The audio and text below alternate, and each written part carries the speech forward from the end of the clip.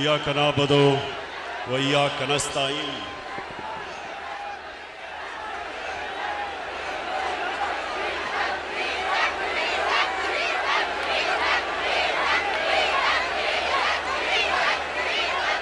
सबसे पहले मैं आज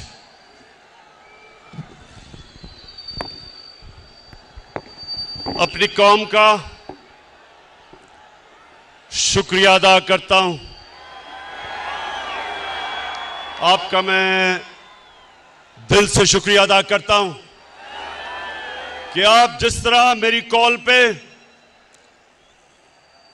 हर पाकिस्तान के कोने से आज यहां आए, मेरा दिल से मैं आपकी अप्रिसिएशन और शुक्रिया अदा करता हूं। बहुत बहुत शुक्रिया आपका। मैं अपनी टीम जो ऊपर बैठी है, मेंबर्स पार्लियामेंट, मैं आज इस स्टेज से आपको खराज तहसीन पेश करता हूं कि मुझे पता है कि जिस तरह की आपको लालच दी गई, पैसे ऑफर किए आपको, जिस तरह हर किस्म की आपके ज़मीर को खरीदने की कोशिश की गई, मैं आज आपको खराज तहसीन पेश करता हूं कि माशाअल्लाह आपने मुझे खुश किया। मुझे फख्र है आपके ऊपर।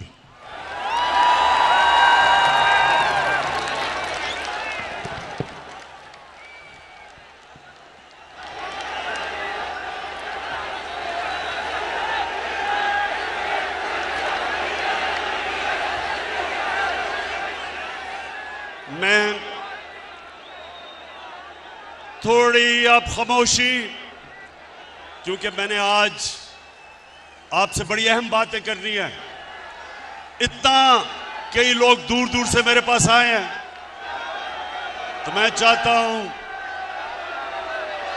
कि आज आप बड़ी खामोशी से मुझे सुने, क्योंकि मैंने अपनी दिल की आपसे बातें करनी है।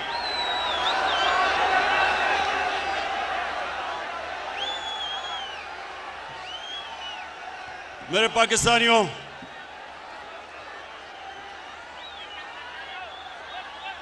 मेरे अजीम बाशऊर पाकिस्तानियों,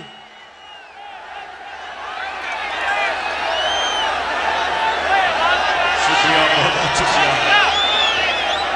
देखिए,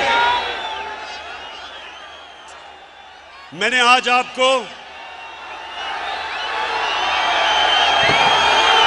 अमर बिन मारूफ, आ रही आवाज,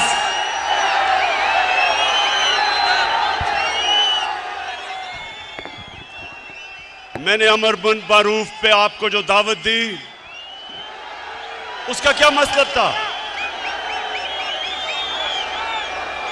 कि पाकिस्तानियों ये याद रखें कि हमारा मुल्क एक नजरिए के तहत बना था, और वो नजरिया जो पाकिस्तान का था वो एक इस्लामी फलाई रियासत थी, जो कि मदीना के असूलों के ऊपर खड़ा करना था हमने।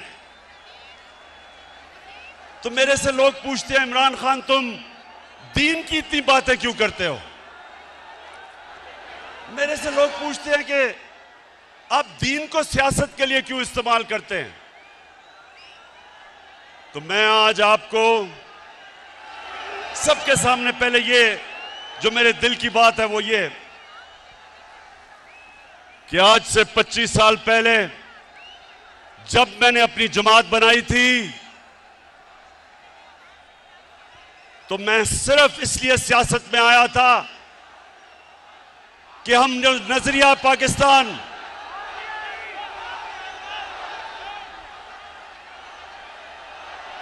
अच्छा मुझे आप पहले हाथ खड़ा करके बताएं कि आपको आवाज आ रही है।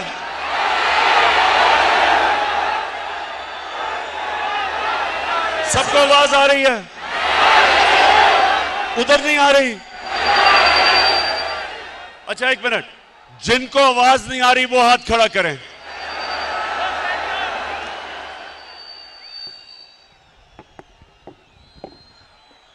फैसल, ये चेक करो इसका क्या मसला है, वहां नहीं आ रही आवाज उनको।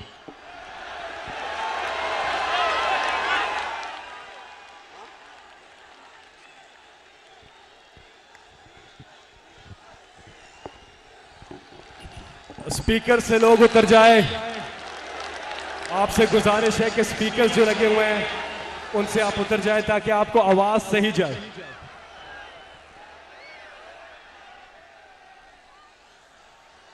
अच्छा आप चेक करो, आवाज आ रही है आपको? नहीं, जिधर आवाज नहीं आ रही उधर हाथ खड़ा करके बताएं। उधर नहीं आ रही। अच्छा मेरी बात सुने, मसला ये हुआ है कि इतना बड़ा जलसा हो गया कि सारे जो हमने इंतजामात किए हुए थे, ना वो लाइटें जल रही और ना आवाज आ रही है, तो थोड़ी देर आपको सब्र करना पड़ेगा। ये ठीक कर रहे हैं सिस्टम कि आपको आवाज आए, लेकिन अब थोड़ी खामोशी से सुने मेरी बात। जिनको आवाज आ रही है वो सुने। देखें,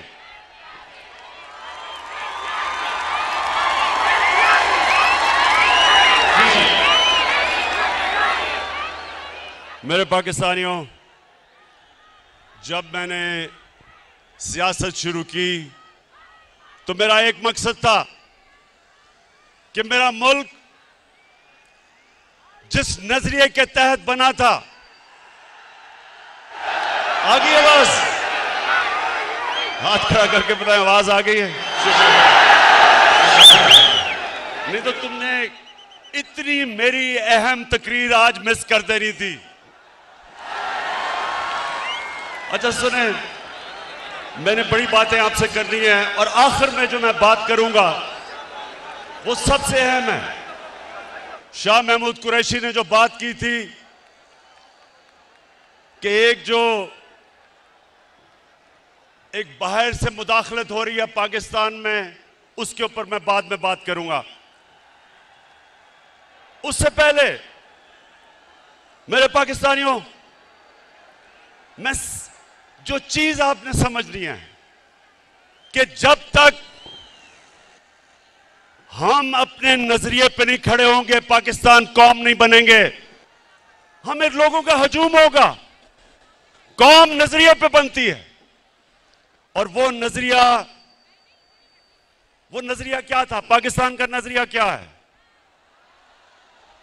कितने लोगों को पता है कि ये किस नजरिए के तहत बनी थी? मैं आपके सामने आज ये वाज़ेह करता हूं कि मुझे भी बड़ी देर तक पाकिस्तान का नजरिया नहीं पता था। मुझे पता कैसे चला?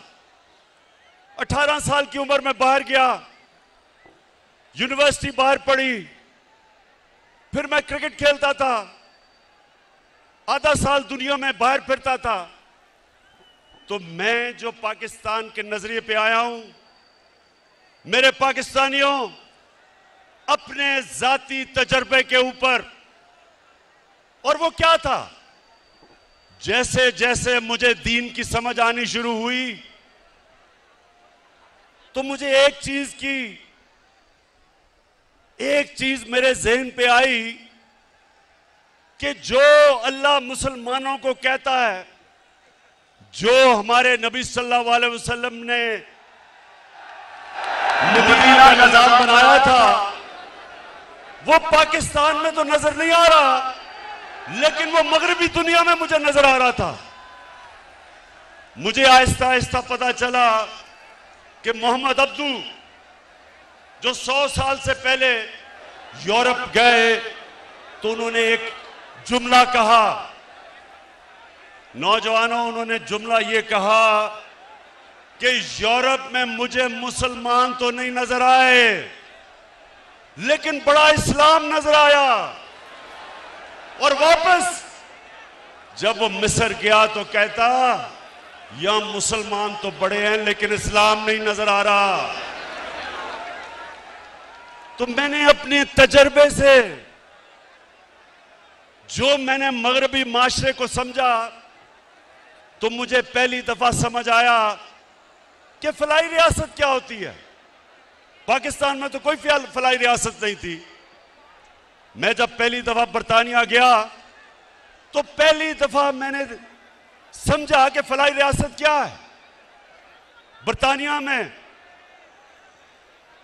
एक आम आदमी के लिए अस्पताल में मुफ्त इलाज, उसके बच्चे के लिए मुफ्त तालीम,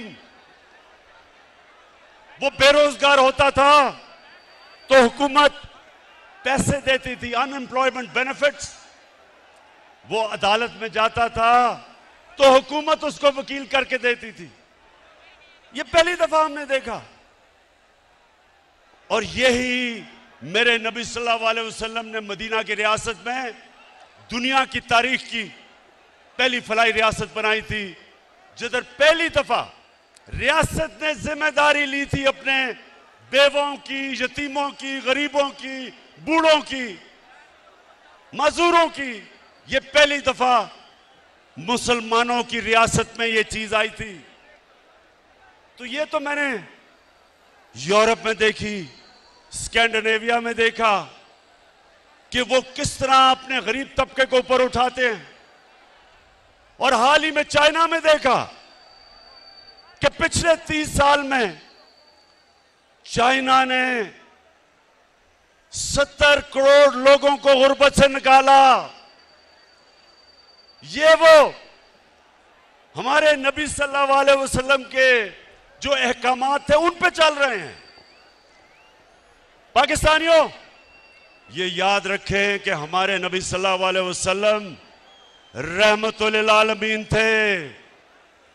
हमारा जो खुदा है वो रब्बुल आलमीन है, सब इंसानों के वो खुदा हैं। और हमारे नबी सब इंसानों के लिए रहमत बन के आए। इसका मतलब क्या कि जो भी इंसानी माशरा उनके अहकामात पे चलेगा, अल्लाह की बरकत आएगी। वहां उस माशरे पे अल्लाह की नेमतें आएंगी।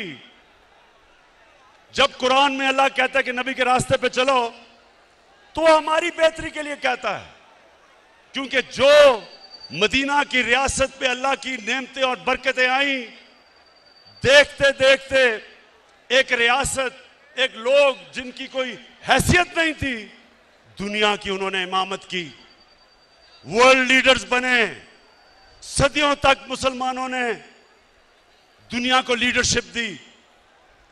तो वो क्या, जब आप नजरिया पाकिस्तान की बात करते हैं तो वो क्या चीजें हैं? सबसे पहले कि एक रियासत में रहम हो, एहसास हो अपने कमजोर तबके का, इंसानियत हो। तो उस रास्ते पे मेरे पाकिस्तानियों, मुझे बड़ा फख्र है कि हम निकल चुके हैं।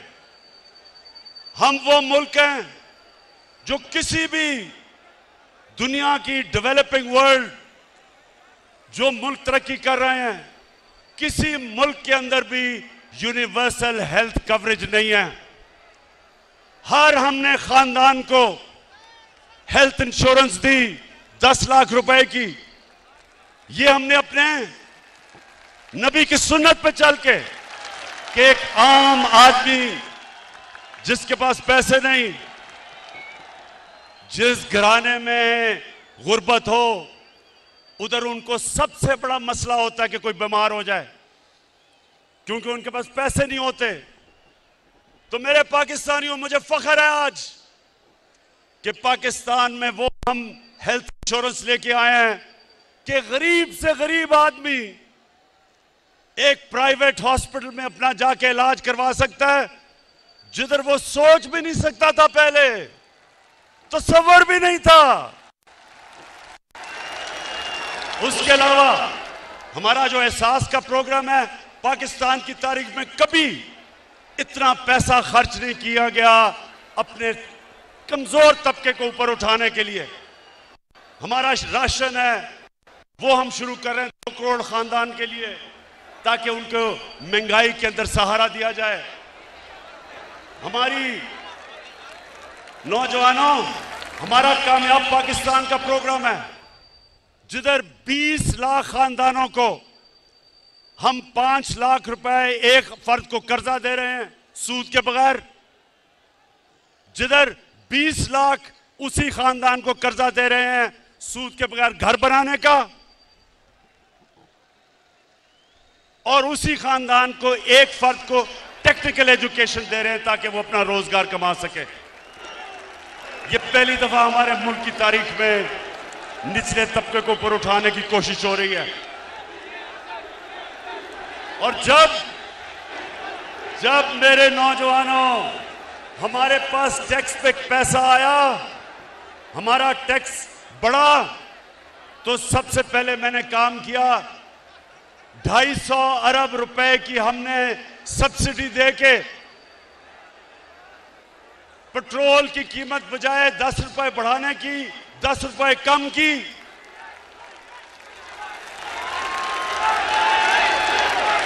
फजल रहमान की कीमत बढ़ाने 10 रुपए कम की।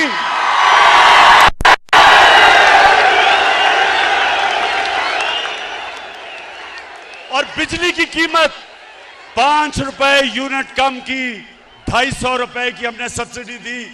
और मैं आपको आज यकीन दिलाता हूं कि जैसे जैसे मैं पैसा इकट्ठा करता जाऊंगा, जैसे जैसे मैं टैक्स का पैसा इकट्ठा करता जाऊंगा, वो सारा पैसा मैं अपनी कौम पे खर्च करूंगा, उनके लिए साजियां पैदा करूंगा।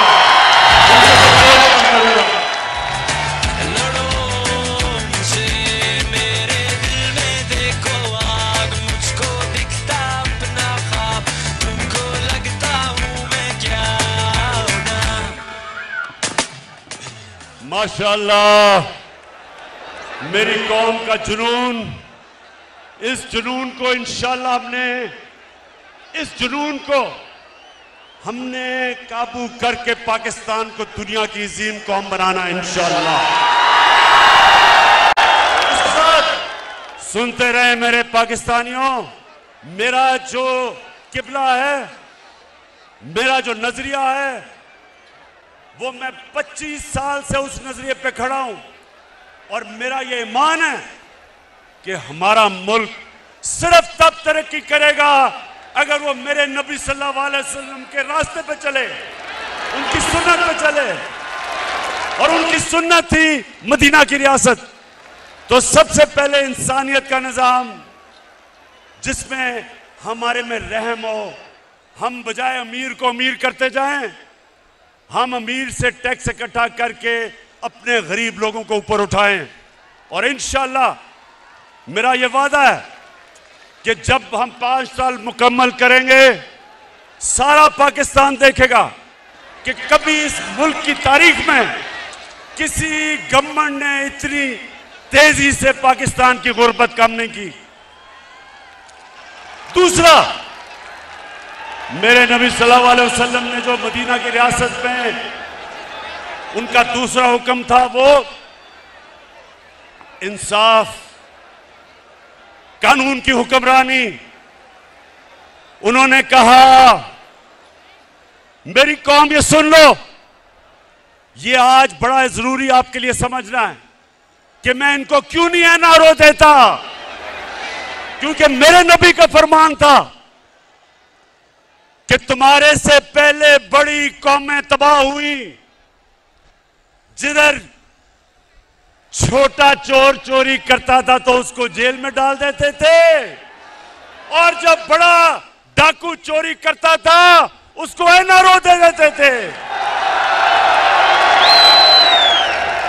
ये मेरे पाकिस्तानियों, ये सिर्फ पाकिस्तान की बदकिस्मती नहीं, ये सारी दुनिया में डेवलपिंग वर्ल्ड, गरीब मुल्कों की सबकी ये बदकिस्मती है। कोई भी गरीब मुल्क इसलिए गरीब नहीं कि उसमें वसाइल की कमी है, वो गरीब इसलिए होता है कि उसके ताकतवर डाकुओं को उनका कानून का निजाम नहीं पकड़ सकता, जिसको व्हाइट कॉलर क्राइम कहते हैं। उनको वो नहीं पकड़ते, उनको एनआरओ देते हैं। वो बड़े डाकू जो पैसा चोरी करके गरीब मुल्कों से चोरी करके ऑफशोर अकाउंट्स, बड़े बड़े महलात, लंदन में महलात ये जो लेते हैं, ये तबाह करते हैं मुल्क को। छोटा चोर मुल्क को तबाह नहीं करता, बड़ा डाकू मुल्क को तबाह करता है। जिस तरह के ये थ्री स्टूजेस, ये तीन चूहे, ये जो इकट्ठे हुए हैं 30 साल से मुल्क को लूट रहे हैं। ये 30 साल से ये मिलके मुल्क, इस मुल्क का खून चूस रहे हैं। इनकी अरबों अरबों डॉलर्स, रुपए की नहीं, इनकी डॉलर्स की प्रॉपर्टीज बाहर पड़ी हैं, इनके ऑफशोर बैंक अकाउंट्स हैं। और ये सारा ड्रामा हो रहा है कि किसी तरह जनरल मुशर्रफ की तरह इमरान खान घुटने टेक के इन सबको एनआरओ दे दे। ये सारा ड्रामा है। पहले दिन से ब्लैकमेल करने की कोशिश है। जब मौका मिलता है हुकूमत को गिराने की सिर्फ एक वजह से कोशिश करते हैं कि जनाब हम कोई खास अल्लाह के मखलूक हैं, हम चोरी करें, डाका मारें, इनको कोई खास ऐसी मखलूक है कि इनको सब कुछ माफ हो जाना चाहिए। और जनरल मुशर्रफ ने जो इस कौम पे जुल्म किया, इनके प्रेशर में आके अपनी कुर्सी बचाने के लिए, अपनी गवर्नमेंट बचाने के लिए उसने इस मुल्क के ऊपर जो जुर्म किया, इन चोरों को एनआरओ दिया, उसकी वजह से लूट मार हुई 10 साल। आज जो हम बोझ उठा रहे हैं, हम जो इनके लिए हुए कर्जों की किस्तें अदा करने पे जो हम बोझ उठा रहे हैं, वो सिर्फ और सिर्फ इसलिए कि जनरल मुशर्रफ ने अपनी हुकूमत बचाने के लिए इनको एनआरओ दिया। तो ये तैयार हो जाए नौजवानों, इमरान खान जो मर्जी ये कर ले, हुकूमत जाती है जाए, जान जाती है जाए, कभी इनको माफ नहीं करूंगा। जाग उठा है सारा वतन साथियों, मुजाहिदों, जाग उठा है सारा वतन साथियों, मुजाहिदों। जी, अब जो हमारे नबी सल्लल्लाहु अलैहि वसल्लम ने मदीना की रियासत में कानून की बालादस्ती कायम की थी, सुनो मेरे नौजवानों, हजरत अली रज़ी अल्लाह ताला, उनका मुकाम किधर? उनका मुकाम हमारे दिलों में, हमारे दीन में, हमारी तारीख में। वो खलीफा वक्त होते हैं। और एक यहूदी के साथ केस लगता है अदालत में, हजरत अली रज़ियल्लाहु ताला अदालत में उस यहूदी के खिलाफ केस हार जाते हैं। खलीफा वक्त केस हारता है क्योंकि काजी उनके बेटे की गवाही नहीं मानता।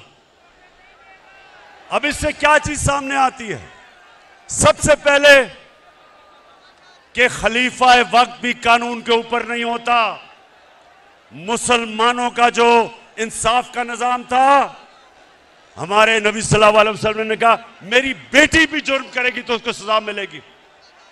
और एक अकलियत, माइनॉरिटी, उसको भी बराबर का शहरी, वो बराबर का शहरी था और उसको बराबर का इंसाफ, कोई फर्क नहीं किया गया इंसानों के अंदर। यह था मुसलमानों का इंसाफ। आज आप सोचें, दुनिया के अमीर तरीन मुल्क, डेवलप्ड मुल्कों में, आज आप सोचें कि क्या आज के दिन क्या कोई बाहर से, वहां की कोई अकलियत हो, हमारी बाहर से लोग हों, क्या उनको उनके वजीर आजम के सामने इंसाफ मिल सकता है? नहीं मिल सकता।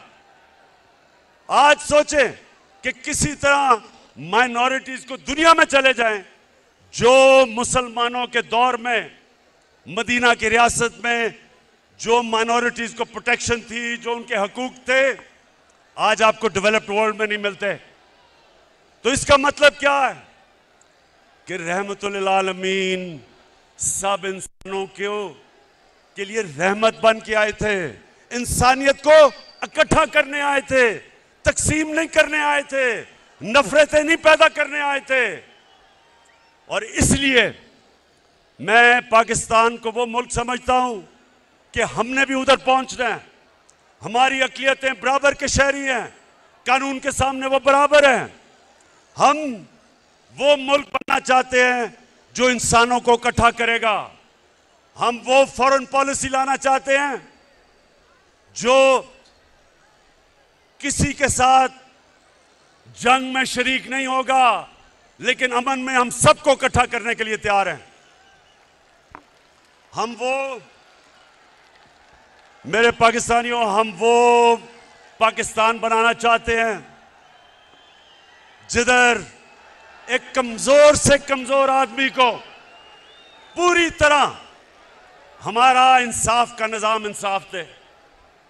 और फिर ख्वातीन, हमारी यहां ख्वातीन बैठी हैं, आपको पता होना चाहिए क्या मगरब में प्रोपेगेंडा होता है कि जी मुसलमानों के माशरे में औरतों को हकूक नहीं मिलते। मगरब के अंदर औरतों को विरासत के अंदर हिस्सा 100 साल पहले मिलना शुरू हुआ, उससे पहले नहीं मिलता था। इस्लाम के अंदर कुरान और हमारी नबी सल्लल्लाहु अलैहि वसल्लम की सुन्नत 1500 साल पहले तकरीबन उन्होंने हमें, हमारी औरतों को हकूक दिए थे विरासत में। और मुझे अफसोस से कहना पड़ता है कि तकरीबन 70% औरतों को पाकिस्तान में विरासत में हकूक नहीं मिलते। इसलिए हम कानून लेके आए हैं, हमने अब कानून लेके आए हैं कि औरतों को रियासत, उनकी विरासत के अंदर, उनकी इनहेरिटेंस के अंदर जबरदस्ती उनको पूरा उनका हक दिलवाएगी। गुलाम, जब नबी सल्लल्लाहु अलैहि वसल्लम ने मदीना की रियासत संभाली तो गुलामों के कोई हुकूक नहीं थे। उन्होंने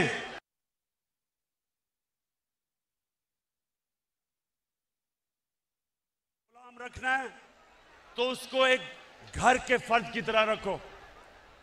ये हमारा, नौजवानों, हमारा ये था दीन। मुसलमानों के दौर में गुलाम बादशाह बन गए, हिंदुस्तान में गुलामों ने हुकूमत की, मिस्र में गुलामों ने हुकूमत की, क्योंकि नबी का फरमान था कि उनको एक घर के फर्द की तरह रखो।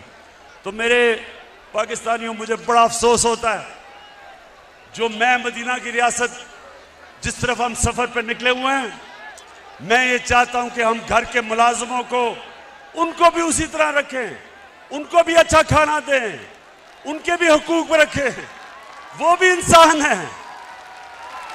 ये हमारी नबी की सुन्नत है। पाकिस्तानियों सुनते जाओ, मैं आपको सफर बता रहा हूं कि आपका नजरिया क्या है, किस लिए यह मुल्क बना था, अल्लामा इकबाल की क्या ख्वाब थी। क्योंकि आज 200 मिलियन यानी 20 करोड़ मुसलमान हिंदुस्तान में हैं, लेकिन जो हिंदुस्तान में भी मुसलमान थे उन्होंने भी पाकिस्तान के लिए वोट किया था, क्योंकि वो ख्वाब थी, वो देखना चाहते थे कि मदीना की रियासत के तर्ज पे मुल्क खड़ा हो। अच्छा, अब सुने, मैं अभी आखिर में आपसे जो मेन बात करने के लिए आप सबको बुलाया, मैं जरा आगे चलूं। जो हमारे मदीना की रियासत में अल्लाह ने हमारी कौम को क्या हुक्म दिया था, अमर बिल मारूफ, इसका क्या मतलब है? इसका मतलब ये कि एक कौम के ऊपर लाजमी कर दिया कि आप जब भी आप देखें कि कोई बदी है, बुराई है, कौम की जिम्मेदारी लगाई कि आप उस बदी और बुराई के खिलाफ जिहाद करें, अच्छाई के साथ खड़े हों, क्योंकि ये कौम को जिंदा रखती है। पाकिस्तानियों, मैं जब आज से तकरीबन 20 साल पहले लंदन में था, इराक के ऊपर हमला करने लगा था अमेरिका और बरतानिया, 20 लाख लोग निकले। बरतानिया में 20 लाख लोग सड़कों पे निकले जंग के खिलाफ। अमर बिल मारूफ, इसको कहते हैं अमर बिल मारूफ, कि उनकी हुकूमत को फायदा भी होना था इराक जंग से, इराक में तेल भी था, लेकिन वो अच्छाई के साथ खड़े हुए। उन्होंने कहा नहीं, ये गलत है। इसको अमर बिल मारूफ कहते हैं, इसको जिंदा कौम कहते हैं।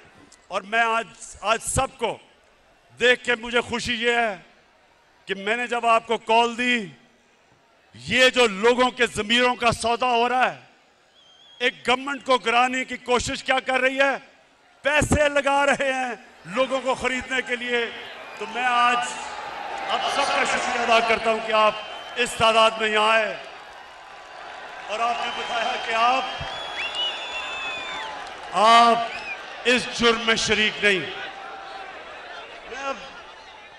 मैंने जरा आपको बस जो मैं बात करने के लिए आखिर में, ये जो साजिश है उसके ऊपर बात करने से पहले मैं सिर्फ आपके लिए ये बताना चाहता हूं कि इन्होंने फैसला किया कि हमारी हुकूमत को गिराना है, क्योंकि जी पाकिस्तान तबाह हो रहा है। तो नौजवान ये सुन लो, मेरे पाकिस्तानियों जो सुन रहे हो, मैं बड़ी जल्दी आपको बताना चाहता हूं और मैं आज दावा करता हूं कि पाकिस्तान की तारीख में 3.5 साल में किसी हुकूमत ने इस तरह की परफॉर्मेंस नहीं दी जो हमने अपने 3.5 साल में दी है।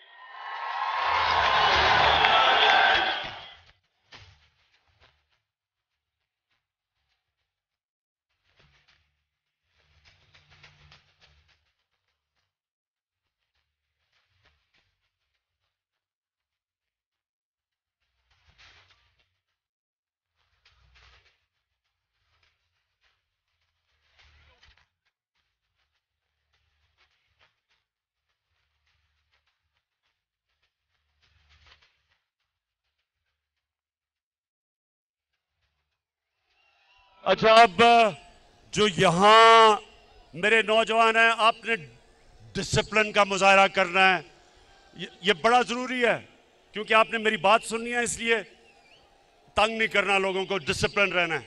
हाथ खड़ा करके बताओ। ठीक, अच्छा जी, अब मैं बड़ी जल्दी आपको बताना चाहता हूं कि हमारी हुकूमत ने क्या किया। डीजल की मैं बाद में बात करूंगा, अभी ठहर जाए।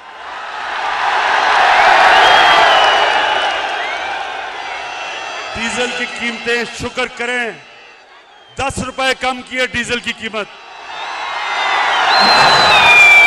अच्छा जी, पहले पाकिस्तानियों, मैं अल्लाह का शुक्र करता हूं, मैं अपने अल्लाह का शुक्र करता हूं कि 100 साल में सबसे बड़ा बुरहान दुनिया में आया कोरोना वायरस का। सारी दुनिया बंद हो गई, लॉकडाउन लग गए, गरीब सारी दुनिया में कुचले गए। जब आप एक मुल्क को बंद कर देते हैं तो बेचारा दिहाड़ीदार, टैक्सी वाला, रिक्शे वाला, वेल्डर, पेंटर, वो लोग जो दिहाड़ी कमा के अपने बच्चों का पेट पालते हैं, वो सब बेरोजगार हो जाते हैं। तो जब सारी दुनिया बंद की गई, मेरे पाकिस्तानियों, मैं अल्लाह का शुक्र करता हूं कि मैंने जब अपने मुल्क को बंद नहीं किया, मुझे तनकीद हुई, लोगों ने कहा कि ये इमरान तबाह कर रहा है पाकिस्तान को। सिंध की हुकूमत उन्होंने बंद कर दिया, मेरी बात नहीं मानी। लेकिन आज जो सबसे बड़ा क्राइसिस था दुनिया का, मैं आज फख्र से अपनी कौम के सामने खड़ा हूं और सारी दुनिया ने तस्लीम किया कि जो पाकिस्तान ने कदम उठाए, सारी दुनिया तस्लीम करती है कि अपनी कौम को भी बचाया, कोरोना से बचाया, अपनी माइशत को बचाया, अपने गरीबों को बचाया।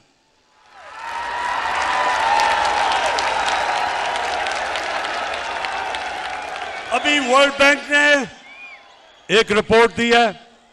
इस रिपोर्ट के मुताबिक सारे बर्रे सगीर में आज जिधर सबसे कम बेरोजगारी है वो पाकिस्तान है, क्योंकि जो उस वक्त हमने कदम उठाए और ये जो थ्री स्टूजेस वाली ऑपोजिशन है, जिसमें चेरी ब्लॉसम भी एक है, डीजल दूसरा है, तीसरी बीमारी है और चौथा भगौड़ा है,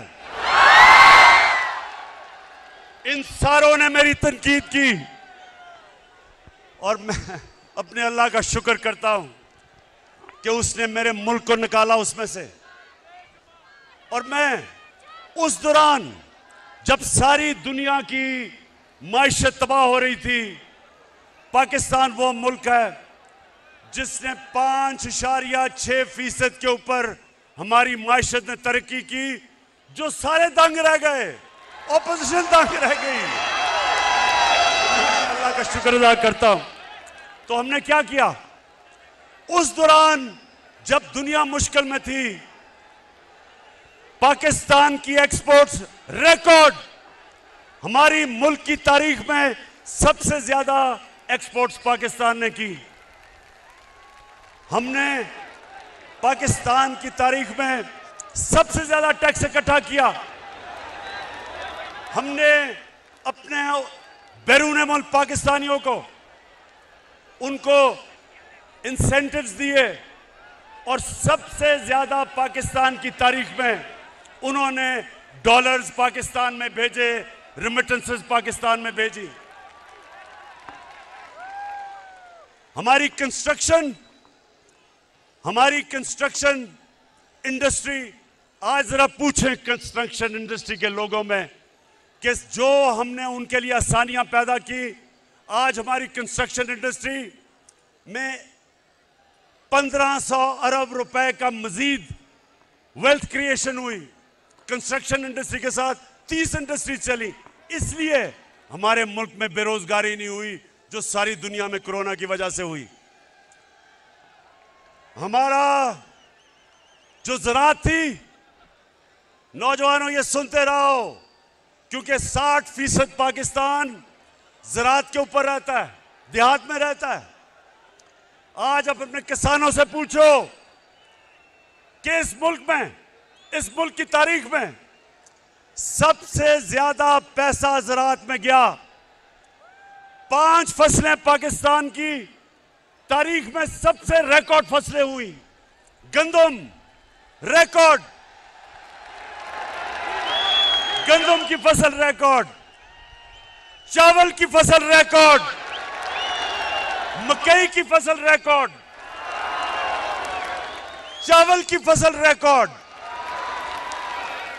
और अभी ये आलू की फसल आई है वो भी रिकॉर्ड तोड़ गई है माशाल्लाह। ये क्यों हुआ?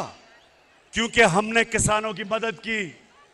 हमें जो पहले शुगर मिल माफिया किसानों को पैसे नहीं देता था, पूरी तरह कटौती करता था, उनको देर तक, साल तक पैसे नहीं देता था, हमने किसानों के साथ खड़े हुए, हमने अपने किसानों को खड़ा किया, हमने उनको प्रोटेक्ट किया, हमने हुकूक दिलवाए, किसान को पैसा दिलवाया, उसने अपनी जमीन पे पैसा लगाया, जमीन में जब पैसा लगा तो पैदावार बढ़ी, पाकिस्तान का फायदा हुआ।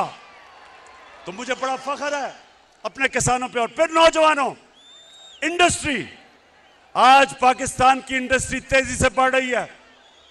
हमारी टेक्सटाइल इंडस्ट्री, आज मजदूर नहीं मिलते टेक्सटाइल फैक्ट्रियों को, क्योंकि वो हमारी इंडस्ट्री चल रही है, रिकॉर्ड एक्सपोर्ट कर रही है, मुल्क आगे बढ़ रहा है, इंडस्ट्रियलाइजेशन की तरफ जा रहा है। नया पैकेज दिया हमने स्मॉल और मीडियम इंडस्ट्री को। आपको चेंबर ऑफ कॉमर्स वाले लोग बताएंगे कि पहली दफा एक हुकूमत अपनी इंडस्ट्री को पूरी तरह अपनी इंडस्ट्रीज के साथ खड़ी है, ताकि जब इंडस्ट्री बढ़ेगी, रोजगार बढ़ेगा, मुल्क में पैसा बढ़ेगा, टैक्स बढ़ेगा, और जब टैक्स बढ़ेगा तो मैं अपनी कौम के ऊपर खर्च करूंगा, आसानियां पैदा करूंगा अपनी कौम की। फिर नौजवानों, ये तैयार हो जाओ, पहली दफा पाकिस्तान में तनख्वाहदार लोगों के लिए, जिनके पास कभी भी पैसा नहीं था अपना घर खरीदने के लिए, हमने पहली दफा पाकिस्तान के बैंकों के साथ मिलकर 30 अरब रुपया उनको सब्सिडी दी। आज पहली दफा बैंक कर्जे दे रहे हैं छोटे लोगों को, जो तनख्वाहदार लोग थे, जो बेचारे किराए के घरों में रहते थे। हमने बैंकों को पैसा दिया, बैंक कर्जे दे रहे हैं। जो आदमी या जो एक खानदान किराए के घर में रहता था, अब उसी किराए पे वो बैंक को किस्तें देगा और वो घर उसका अपना हो जाएगा, अपनी छत होगी। रोटी कपड़ा मकान का किसका नारा था, और मेरे अल्लाह का शुक्र है कि वो काम किससे ले रहा है। फिर तैयार हो जाओ। ये कहते हैं ना कि इस गवर्नमेंट ने किया कुछ नहीं। मैं चैलेंज करता हूं, 30 साल से ये हुकूमत कर रहे हैं, मुझे चैलेंज हो, मैं इनको करता हूं कि आप बताएं कि आपने मुल्क के पानी, जो बहुत बड़ा मसला बनता जा रहा है मुल्क का, शहरों के अंदर पानी नहीं है, लाहौर के अंदर पानी नीचे चला गया, कराची में टैंकर माफिया है, आज पिंडी में पानी कम है। क्या किया इन्होंने? मैं बताता हूं हमने क्या किया। पहली दफा 50 साल के बाद पाकिस्तान में बड़ी डैम्स बन रही हैं। 50 साल के बाद मेरे पाकिस्तानियों, हमने डैम्स बनाई हैं, और इंशाअल्लाह पेशावर के लोगों को तो अभी मैं खुशखबरी देता हूं कि 2025 में मोमन डैम बनेगी, और मोमन डैम से सारे पेशावर को पानी भी मिलेगा। बड़ा इलाका ज़राअत के लिए, किसानों के लिए ज़राअत में फसलें उगाने के लिए आ जाएगा, और बिजली भी बनेगी, और सबसे सस्ती बिजली बनेगी। उसके बाद बड़ी डैम दासू डैम बनेगी 2027 में। और नौजवानों, खुशखबरी ये है कि 2028 में जो पाकिस्तान ने दुनिया के अंदर बड़ी डैम समझी जाती है, वो बादशाह डैम बनेगी 2028 में, टाइम पे चल रही है। इससे क्या होगा? इससे मेरे पाकिस्तानियों, हमारे पास दुगना पानी हो जाएगा रिजर्व्स में। हमारा पानी जो हमारी डैमों में दुगना होगा, इसका मतलब काश्त के लिए हमारे पास पानी दुगना हो जाएगा। इसका मतलब शहरों में हम पानी दे सकेंगे। ये जो पानी के मसले आ रहे हैं आगे, इससे इंशाअल्लाह पाकिस्तान की दौलत में इजाफा होगा।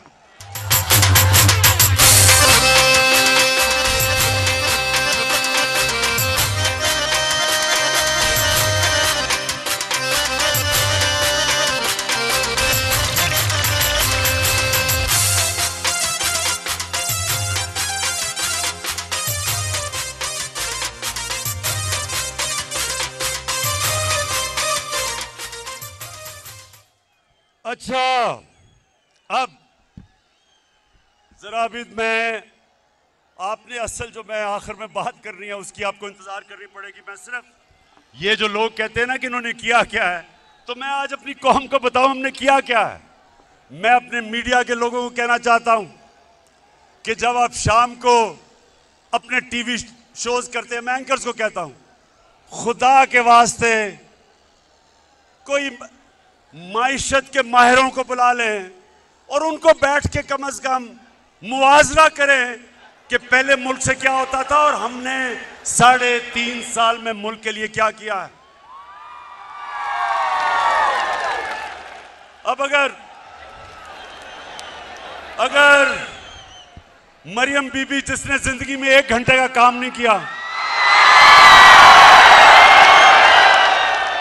और काम पे टांगने वाले जिसको अभी 14 साल में उर्दू ही नहीं बोलनी आई, मैं लीडर बनना चाहता हूं। और आसिफ जरदारी, उसको थोड़ा बड़ा होने देना था लीडर बनाने से पहले। कहता है, अच्छा वो कहता है कि मुझे, अगर तुमने ये कुछ हर रोज धमकियां देता है, अगर नैब ने मुझे बुलाया तो मैं ये कर दूंगा। भाई बिलावल क्या करोगे? मैं रो पड़ूंगा। अच्छा जी, अब सुने, पहली दफा इस्लामाबाद के बाद पाकिस्तान में एक नया शहर बन रहा है, रावी सिटी। इस्लामाबाद के बाद पहली दफा शहर बन रहे हैं। क्यों बना रहे हैं हम शहर? हम इसलिए बना रहे हैं लाहौर को बचाने के लिए, रावी को बचाने के लिए। रावी एक गंदा नाला बन चुका है। ये जो शहर है ये मॉडर्न सिटी बन रहा है, ये ऊपर जाएगा। इसके ऊपर 2 करोड़ दरख्त लगाएंगे इर्द गिर्द ताकि पोल्यूशन का मुकाबला करे वो शहर। वाटर ट्रीटमेंट प्लांट्स बनेंगे ताकि बजाय सारा सूरज का पानी रावी में जाए और वो नीचे सिंध तक जाए, हम ट्रीट करके साफ पानी दरिया में करें, दरिया को रिवाइव करें, ऊपर बैराज बनाएं ताकि लाहौर की वाटर टेबल ऊपर आए। और फिर से मैंने कहा, जब 2 करोड़ दरख्त लगेंगे तो आबो हवा साफ होगी, पोल्यूशन कम होगी। ये पहली दफा इस्लामाबाद के बाद दूसरा शहर बन रहा है, मेगा प्रोजेक्ट है। फिर हमने लाहौर का वॉल्टन एयरपोर्ट था, उसको चेंज करके सेंट्रल बिजनेस डिस्ट्रिक्ट बनाया। ये आप देखेंगे कि दुबई की तरह, लोग तो दुबई जाते हैं ना, अब वो लाहौर के सेंट्रल बिजनेस डिस्ट्रिक्ट में जाया करेंगे। एक मॉडर्न, पूरा एक शहर के अंदर एक मॉडर्न डिस्ट्रिक्ट बनेगी। और फिर शेख रशीद साहब, आपके लिए खुशखबरी, नाला लेई प्रोजेक्ट बन रहा है रावलपिंडी को तब्दील करने के लिए, उसको एक मॉडर्न शहर बनाने के लिए। नाला लेई जो है उसका भी ट्रीटमेंट प्लांट बनेंगे, साफ पानी करेंगे। उसके साथ एक हाई राइजेस बनेंगी, एक मॉडर्न, बजाय के शहर फैलते जाएं, ज़राई जमीन खत्म होती जाए। शहरों को अब हम रोकेंगे। मास्टर प्लान बना रहे हैं सारे पेशावर के, सारे बड़े शहरों के, इनको ऊपर लेके जाएंगे, ज़राअत की ज़मीन बचाएंगे और इनके सारी सीवरेज सिस्टम, पानी का मसला, बिजली, ये सारी हम इंशाल्लाह शहरों को मास्टर प्लान बना के लेके आ रहे हैं। ये कभी किसी गवर्नमेंट ने 30 सालों ये हुकूमत करते रहे, किसी ने कभी इस तरह का काम नहीं किया। फिर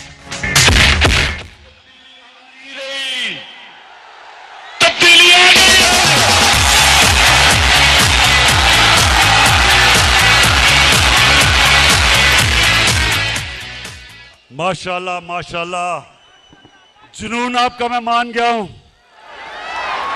अच्छा आप सुनते जाए। नहीं, डीजल बाद में।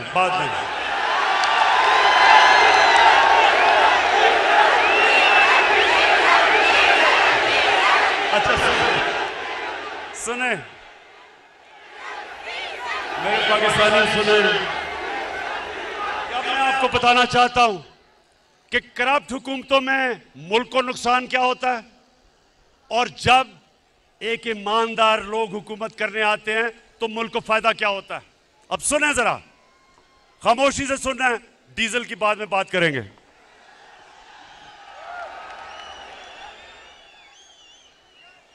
मेरे पाकिस्तानियों, आज से 11 साल पहले, ये गौर से सुननी है आपने बात, आज से 11 साल पहले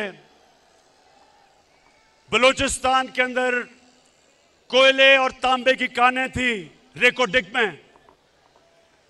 उधर पाकिस्तान को जो बाहर से ये माइनिंग कंपनी आई हुई थी, उसने अदालत में लेगी पाकिस्तान को। और हमें चंद साल पहले, जरा गौर से सुनेंगे, 2000 अरब रुपए का जुर्माना हुआ इंटरनेशनल अदालत में। पाकिस्तान को 2000 अरब रुपए का जुर्माना हुआ। आप ये सोचें कि सारे पख्तूनख्वा का जो डेवलपमेंट फंड है वो 200 अरब रुपया है, तो 2000 अरब रुपया पाकिस्तान को जो जुर्माना हुआ, ये मेरी हुकूमत है। इन दोनों की हुकूमतें आई और गई, कुछ नहीं कर सके। अगर वो जुर्माना हो जाता, उन्होंने जो हमारी बाहर असासे थे सब जब्त कर लेने थे। मुझे बड़े फख्र से, और मैं आज अपनी टीम को खराज तहसीन पेश करता हूं, मेरी जबरदस्त टीम ने जाके 3 साल मुसलसल हमने नेगोशिएशन की, और मैं आज फख्र से अपनी कौम के सामने खड़ा होकर कहता हूं कि हमने तो 2000 अरब का हर्जाना, वो जो जुर्माना भी खत्म किया, और उसी माइनिंग कंपनी को पाकिस्तान वापस लेके आए, और वो 9 अरब डॉलर की इन्वेस्टमेंट कर रही है पाकिस्तान में। पाकिस्तान की तारीख की, मेरे पाकिस्तानियों, सबसे बड़ी बैरूने मुल्क की इन्वेस्टमेंट 9 अरब डॉलर की हो रही है पाकिस्तान में।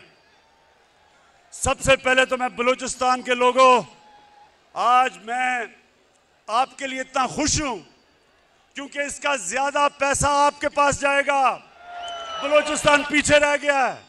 मेरी पूरी कोशिश है कि बलूचिस्तान के लोगों को हम उठाएं, तो ये जो हमने मुआहदा किया है, सबसे ज्यादा फायदा बलूचिस्तान के लोगों को होगा।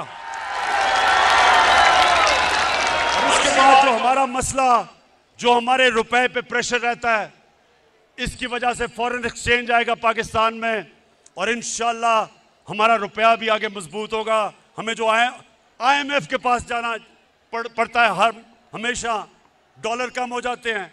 इंशाल्लाह ये जब कानें काम करनी शुरू करेंगी सोने की और तांबे की, और ये आपको हैरत होगी पाकिस्तानियों, आपको अंदाजा नहीं है कितना अमीर मुल्क है।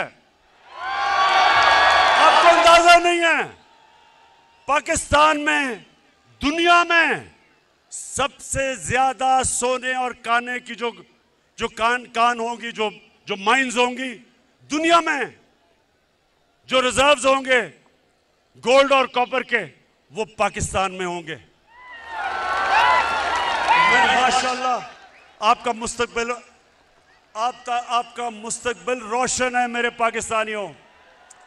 अब दूसरा सुने, ये तो हो गई रेकोडेक।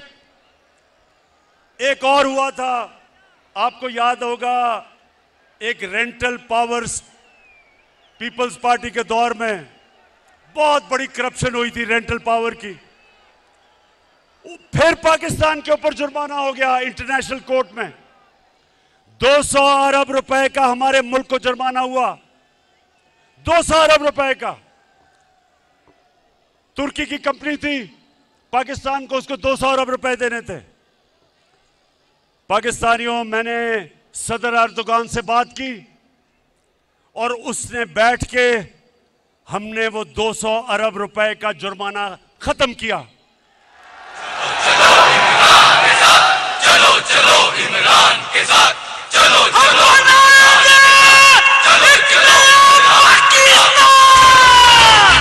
के साथ, चलो चलो इमरान के साथ, चलो चलो इमरान के साथ। मुझे नौजवानों जो ऊपर चढ़े हुए हो, मुझे पता है आपका जुनून लेकिन मुझे डर है आप गिरना पड़ो। अच्छा जी, सुनते जाएं मेरे पाकिस्तानियों, सुनते जाएं। इन्होंने बस पिछली हुकूमतों ने, सुने सुने सुने, मैं आपको बता रहा हूं कि जब एक करप्शन से पाक जब गवर्नमेंट आती है तो कौम को कितना फायदा होता है। मैंने आपको दो चीजों की बता दी। हमने आके नेगोशिएट किया, मुल्क को पैसा बचाया। अब तीसरी सुने, इन्होंने गैस के कॉन्ट्रैक्ट साइन किए नून लीग वालों ने, और फिर दोनों ने आईपीपीज यानी जो बिजली बनाती हैं कंपनीज, उनके साथ कॉन्ट्रैक्ट साइन किए। हमारी हुकूमत ने उनके साथ रीनेगोशिएट किया, गैस के नए कॉन्ट्रैक्ट साइन किए। और यह फर्क होता है जब आप रिश्वत नहीं लेते, पैसे नहीं बनाते। आज पाकिस्तान को 10 साल में 700 अरब रुपए की बचत होगी हमारे कॉन्ट्रैक्ट से। लेकिन अब पाकिस्तानियों एक और सुन लो, ये चौथी चीज है। आपको पता है नवाज शरीफ खुद एनएचए का अपने नीचे, नेशनल हाईवे अथॉरिटी अपने नीचे रखी हुई थी। मैं बताता हूं क्यों रखी हुई थी। अब ये जरा गौर से सुने पाकिस्तानियों, 2013 और 2021 के बीच में सारी दुनिया में महंगाई हुई, सारी दुनिया में चीजें महंगी हुई। अब आप ये एनएचए की वेबसाइट पे चले जाएं, वेबसाइट के ऊपर लिखा हुआ है कि 2013 में फी किलोमीटर सड़क कितनी कीमत पे बनती थी और 2021 में सड़क फी किलोमीटर कितनी में बनेगी। अब सोचे ना, 2021 में जाहिर है ज्यादा महंगी हुई होगी क्योंकि महंगाई हो गई। लेकिन मेरे पाकिस्तानियों, आपको हैरत होगी कि नून लीग ने जो 2013 में सड़कें बनाई और जो हमने 2021 में सड़कें बनाई, और ये सारा रिकॉर्ड एनएचए की वेबसाइट पे है। तो जो 2021 में सड़क बनी वो 2013 की जो सड़क फी किलोमीटर बनी 23 करोड़ रुपया सस्ती बनी।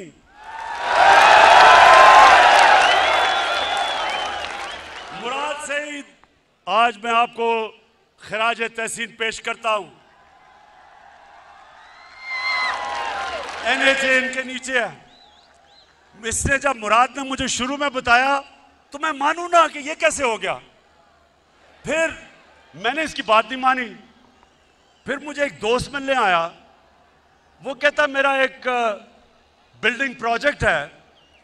तो मैं जब बिल्डिंग प्रोजेक्ट पे गया तो जो कॉन्ट्रैक्टर था वो मुझे कहता कि जी हमें 2021 के नहीं, हमें 2013 के रेट चाहिए हैं। वो कहता, मैं बड़ा हैरान हो गया कि 2013 के रेट। पता चला कि 2013 में ये करप्शन की, जो करप्शन जिन्होंने इस मुल्क में सबसे ज्यादा शुरू की, नून लीग, 2013 में 23 करोड़ रुपया फी किलोमीटर इनकी सड़क ज्यादा महंगी थी। इसका मतलब हमने कैलकुलेट किया। अब पाकिस्तानियों ये सुनो कि चोरी किस तरह ये मुल्क लूटा गया है। हमने कैलकुलेट किया कि जिस रेट पे इन्होंने सड़कें बनाई, इन्होंने 1000 अरब रुपए की चोरी की मुल्क से, 1000 अरब रुपए की।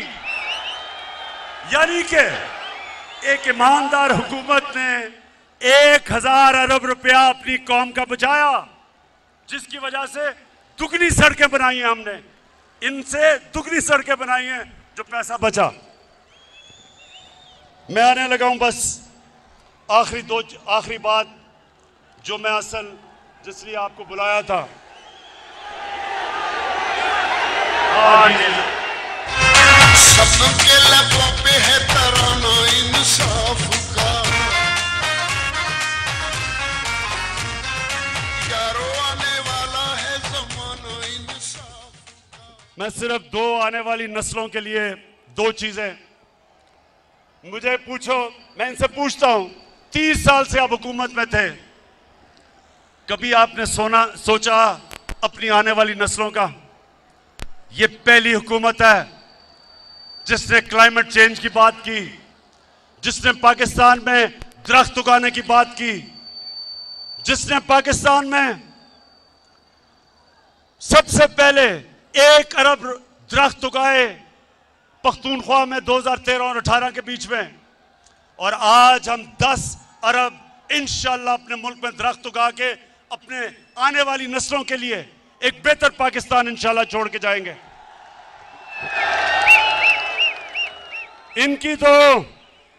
इनको फुर्सत कैसे मिले?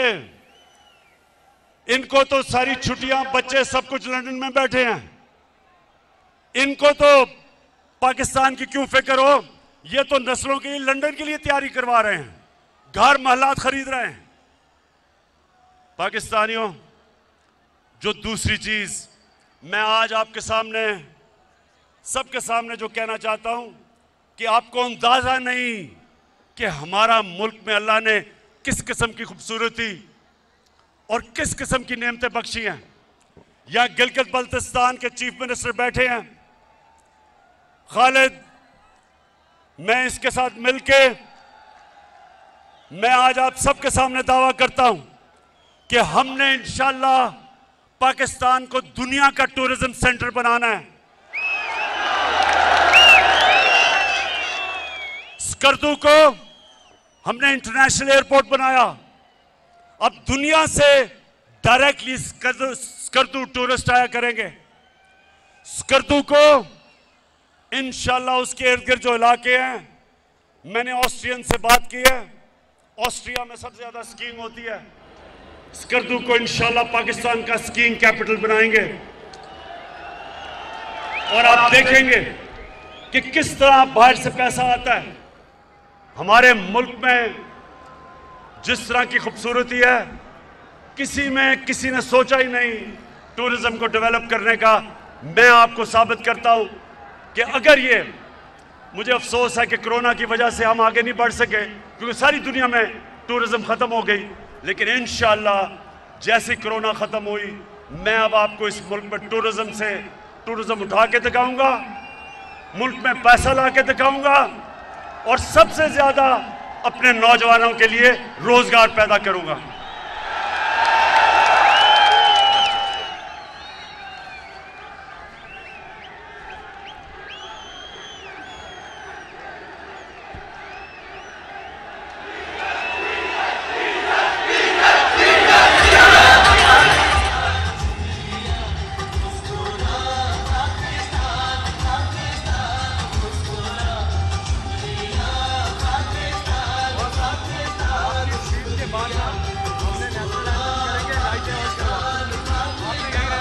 बैठ जाओ, और क्या, बस उसके बाद अल्लाह करेगा, अल्लाह।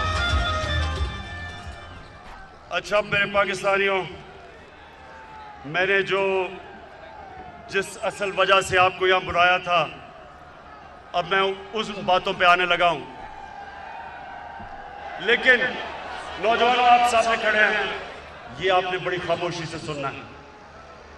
ये मैं सीरियस बात करने लगा हूं, मैं अपने मुल्क के मुस्तकबिल की बात करने लगा हूं। मैं जो ये साजिश हुई है और ये जो हो रही है, इसके ऊपर बात करने लगा हूं, तो मैं चाहता हूं कि बड़ा सीरियसली आप मेरी बात सुनेंगे। मैं सबसे पहले आपको ये बता दूं, नौजवानों, आप खुशकिस्मत हो, आपके तो माँ बाप भी एक आजाद मुल्क में पैदा हुए थे। मेरे माँ बाप एक गुलाम हिंदुस्तान में पैदा हुए थे, और मैं पहला हम जनरेशन थी जो एक आजाद पाकिस्तान में पैदा हुए थे। मेरे माँ बाप ने अपनी तौर पे तहरीके पाकिस्तान की जो आज़ादी की स्ट्रगल थी, दोनों ने शिरकत की। और जब मैं बड़ा हो रहा था तो हमेशा उन्होंने मुझे एक बात याद करवाई। उन्होंने ये कहा कि तुम्हें नहीं पता तुम कितने खुशकिस्मत हो कि तुम एक आजाद मुल्क में पैदा हुए हो। मेरे पाकिस्तान के रहने वाले, अगर आपने इस चीज को समझना है तो बैरून मुल्क पाकिस्तानियों से पूछें क्यों वो अपने मुल्क के लिए तरसते हैं, क्यों वो आज सारे तहरीक इंसाफ के साथ खड़े हैं, क्यों खड़े हैं?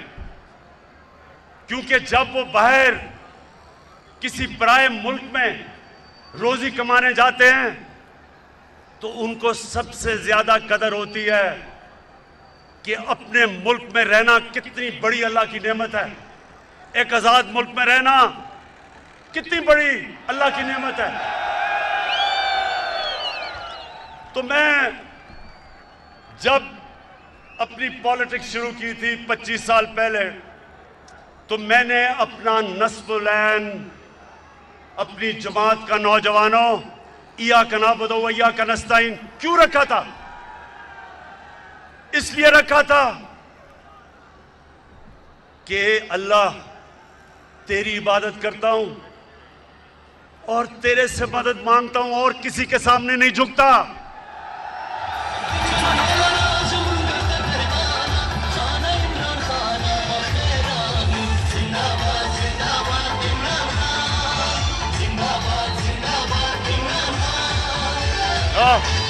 ओए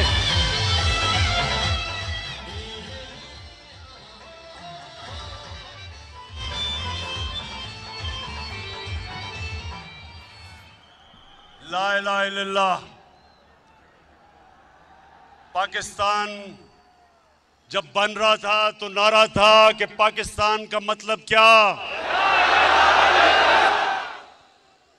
ये क्यों नारा था? ये नारा एक गैरतमंद कौम का था कि अल्लाह तेरे सिवा कोई खुदा नहीं, ला इलाहा इल्लल्लाह इंसान को गैरत देता है।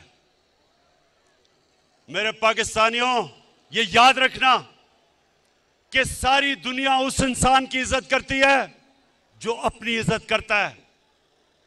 बेगैरत आदमी की कोई इज्जत नहीं करता। अरबों रुपए कमा लो, अरबोपति हो जाओ, जब तक अरबों रुपए, अरबोपति, लेकिन जो इंसान के सामने झुकता है कोई इंसान उसकी इज्जत नहीं करता। तो मेरे पाकिस्तानियों, क्योंकि मैं आज आपके दिल की बातें कर रहा हूं, मुझे पॉलिटिक्स में आने की कई वजूहात थी। एक के मुझे पता था, मैंने सारी दुनिया में देखा कि जो अल्लाह ने हमें हुक्म दिया था कुरान में कि नबी की सुन्नत पे चलो, तो नबी की सुन्नत पे तो वो गैर चल रहे हैं, मगरबी लोग चल रहे हैं, वो आगे निकल गए हैं। और मुसलमानों का हाल देखो। इकबाल ने शिकवा और जवाब शिकवा क्या लिखा था कि हम एक वक्त उरूज पे थे, शिकवा किया कि अल्लाह हम जमीन पे कैसे आ गए। फिर जवाब शिकवा में बताया कि जब आप उरूज पे थे तो आप मोहम्मद सल्लल्लाहु अलैहि वसल्लम की सुन्नत पे चलते थे। अब आप वो अहकामात से बहुत दूर चले गए हैं, अब पैसे की पूजा करते हैं, आप सुपर पावर्स के सामने सजदे करते हैं, आप फॉरेन एड लेके और अपने मुल्क में बमबारी करवाते हैं, ड्रोन अटैक्स करवाते हैं। कैसे अल्लाह की बरकत उन लोगों के ऊपर आए? अल्लाह ने तो बड़ा वाज़ेह कह दिया है कि अगर तुमने एक अजीम कौम बनने हैं तो मेरे हबीब के रास्ते पे चलो, जो कि रियासत मदीना था। तो पाकिस्तानियों, मैं उन दिनों में क्रिकेट खेलता था और मैंने जब क्रिकेट शुरू की तो जो हमारे खिलाड़ी होते थे उनको बड़ा एहसास कमतरी थी अंग्रेजों की। तो हम जब मैच में जाते थे पहले से ही हमारी टीम हारी हुई होती थी कि जी हम अंग्रेज को तो हरा ही नहीं सकते, पहले से हार माने हुए होते थे। और जब हमने जीतना शुरू किया हमारी टीमें इतनी कमजोर नहीं थी, इतनी ताकतवर नहीं थी। टीमें हमारी 70 की दहाई में ज्यादा ताकतवर थी, लेकिन 80 की दहाई में पाकिस्तान ने सारी दुनिया में जाके जीता, क्योंकि हमारे अंदर इत्मीनान आ गया, हमारे अंदर जो एहसास से कमतरी थी अंग्रेजों की वो खत्म हो गई। हम जब कदम रखते थे ग्राउंड पे तो हम ये समझते थे कि कोई हमें हरा नहीं सकता। इस इत्मीनान की वजह से हम ऊपर आए। तो मैंने जब अपने मुल्क को देखा, हमारे मुल्क में मुझे कभी नहीं भूलता, शायद आपको बड़ेों को याद हो, एक रमजी यूसुफ एक आदमी था, अमेरिकनों ने कहा हमें दो 90 की दिहाई में, हमने कोई कानून के मुताबिक चले बगैर हमने उसको अमेरिका के हवाले कर दिया। अब ये सुने हुआ क्या, मेरे पाकिस्तानियों, ये सुने क्या हुआ। अदालत में वो जाता है, रमजी यूसुफ, उसका वकील जज के सामने क्या कहता है ये जरा सुनो। जज के सामने कहता, जज ने कहा किसको सजा होनी चाहिए, इसको तो पाकिस्तान की हुकूमत ने भेज दिया हमारे पास, पाकिस्तान की हुकूमत समझती है किसको सजा होनी चाहिए। तो पाकिस्तानियों वो रमजी यूसुफ का वकील अदालत में खड़े होकर कहता कि पाकिस्तानी डॉलरों के लिए अपनी मां बेच सकते हैं। मुझे ये कभी नहीं भूलता, मुझे शर्म ये आई कि मेरी कौम गैरतमंद है, लेकिन जो इसके लीडर हैं वो बेगैरत है। जो मुल्क के लीडर सरबरा अपने लोगों के साथ नहीं खड़ा हो सकता, उनके हुकूक की हिफाजत नहीं कर सकता, सुपर पावर से एड की लालच में घुटने टेक देता है, याद रखें वो मुल्क कभी तरक्की नहीं कर सकता। खुददार कौमें ऊपर जाती हैं, भीख मांगने वाली और कर्जे मांगने वाली कभी कौमें तरक्की नहीं करती। तो मैं जब पाकिस्तान में मैंने सियासत शुरू की, मैंने तब एक बात कही थी कि क्योंकि मेरे दिल में ला इलाहा इल्लल्लाह है, मैं कभी किसी के सामने नहीं झुका और मैं कभी अपनी कौम को किसी के सामने नहीं झुकने दूंगा।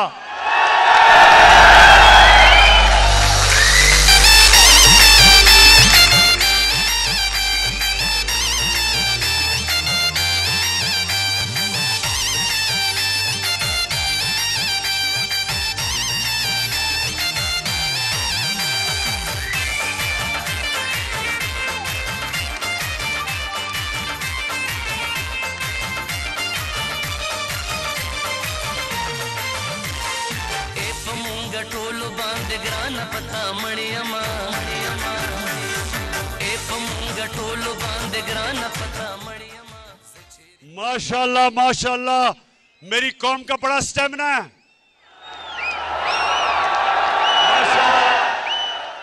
अच्छा, ये जो मैं आपके सामने बात करने लगा हूं, ये मैं आपको बता दूं कि मैं बड़ी कम तकरीर लिखता हूं, लेकिन क्योंकि ये बात एक ऐसी है कि मैं ये नहीं चाहता कि मैं जज्बात में आके कोई ऐसी बात कर दूं कि हमारे मुल्क को हमारी फॉरेन पॉलिसी इफेक्ट उससे हो जाए। तो इसलिए मैं जिम्मेदार होके बड़ा ये तकरीर लिखी और मैं आपको एक एक जुमला बताता हूं। अब जरा आपने गौर से सुना है।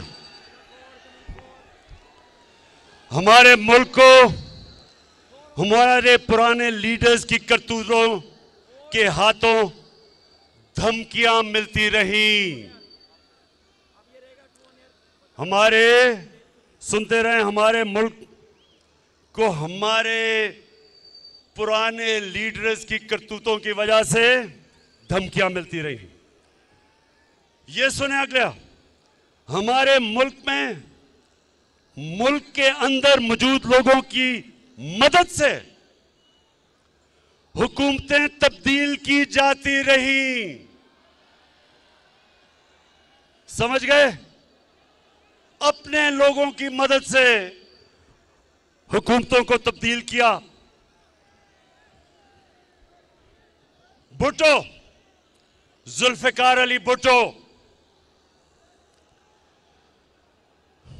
उसने जब मुल्क को आजाद फॉरेन पॉलिसी देने की कोशिश की,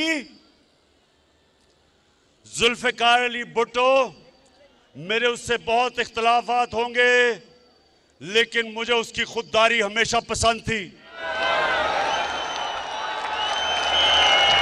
उसने मुल्क को जब आजाद फॉरेन पॉलिसी देने की कोशिश की तो फजल रहमान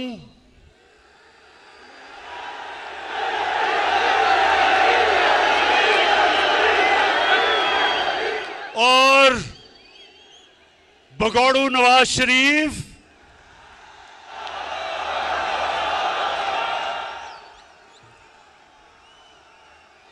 इनकी सुनते रहें, सुने सुने सुने सुने, अभी मैं और भी आता हूं कि इन दोनों की उस वक्त की पार्टियों ने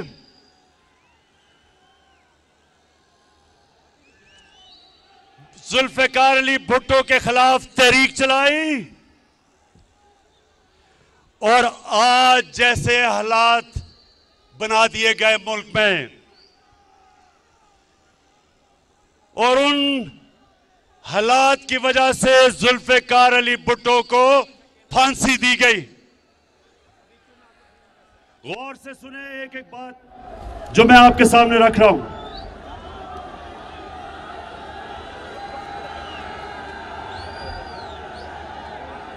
आज क्या हुआ? आज आ रही आवाज?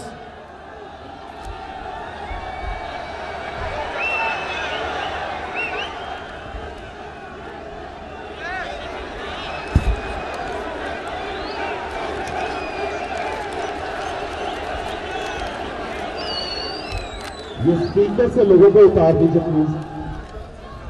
खान साहब की स्पीच सुनने दीजिए। देखिए, ये सबसे अहम चीज मैं कह रहा हूं तो स्पीकर से उतरे क्योंकि लोगों ने सुनना है।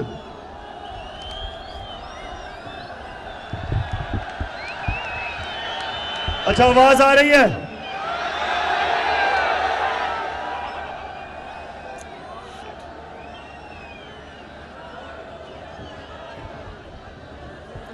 जल्दी इसको ठीक करें। स्पीकर से उतरो, उन्हें आवाज नहीं आ रही।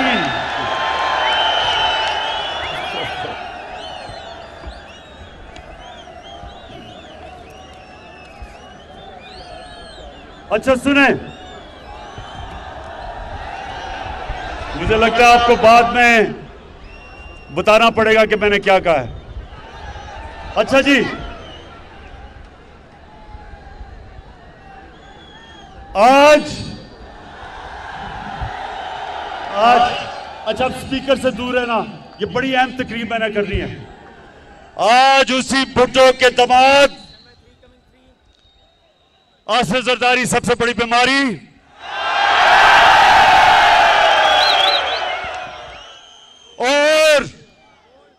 और उसका नवासा कम पे टांग रही हैं। दोनों कुर्सी की लालच में अपने नाना की कुर्बानी को भुलाकर इसके कातलों के साथ बैठे हुए हैं और उनकी वकालत कर रहे हैं। यानी शर्म नहीं आती कि सियासत तो करनी है नाना के ऊपर और जिन लोगों ने उसको फांसी दिलवाई थी, अपनी कुर्सी की खातिर उनके साथ घुसे हुए हैं दोनों अंदर। शर्म करो, शर्म करो।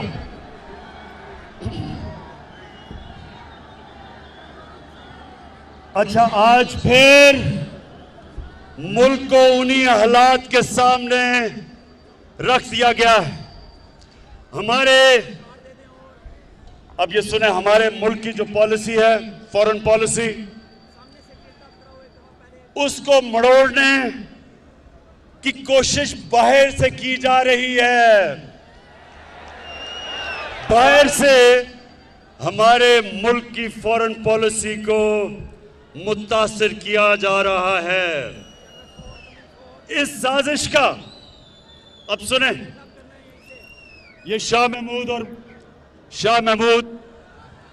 आहो उधर उतारो, उधर आवाज नहीं आई। हाँ, शाह महमूद को पता है कि इस साजिश का हमें पिछले महीनों से पता है कि ये साजिश हो रही है, महीनों से। ये जो आज सब इकट्ठे हो गए हैं, ये जो आज कातिल और मकतूल इकट्ठे हो गए हैं, कातिल और मकतूल को इकट्ठे करने वालों की भी, इनको जिन्होंने इकट्ठा किया उनका भी हमें पता है। लेकिन आज वो जुल्फिकार अली भुट्टो वाला टाइम नहीं, वक्त बदल चुका है। लीडर हमारा खान है, इंसाफ की पहचान है, नया चाहता पाकिस्तान है, बखेरा लीजिए इमरान है सबकी जान, लीडर हमारा खान है। अब सुने, वक्त कैसे बदल गया है। पाकिस्तानियों, एक अंग्रेजी में सेइंग है कि you only cross the river once, मतलब कि जब आप दरिया पार कर रहे होते हो तो वो दरिया नहीं रहता, वो पानी निकल जाता है, वक्त निकल जाता है। ये नया टाइम आ चुका है और ये है सोशल मीडिया का जमाना। कोई चीज नहीं छुपती। तो पाकिस्तानी कौम बेदार है। हम किसी की गुलामी कबूल नहीं करेंगे।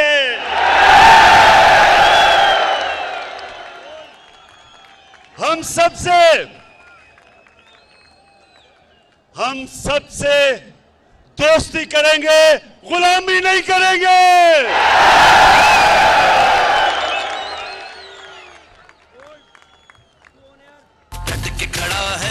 इमरान ठीक करेगा सब कप्तान, नया बनेगा पाकिस्तान, नया बनेगा पाकिस्तान, नया बनेगा पाकिस्तान, डट के खड़ा है अब इमरान, नया बनेगा पाकिस्तान, डट के खड़ा है अब इमरान। अब ये सुने, हमारे मुल्क में बाहर से पैसे की मदद से हुकूमत तब्दील करने की कोशिश की जा रही है। पैसा बाहर से,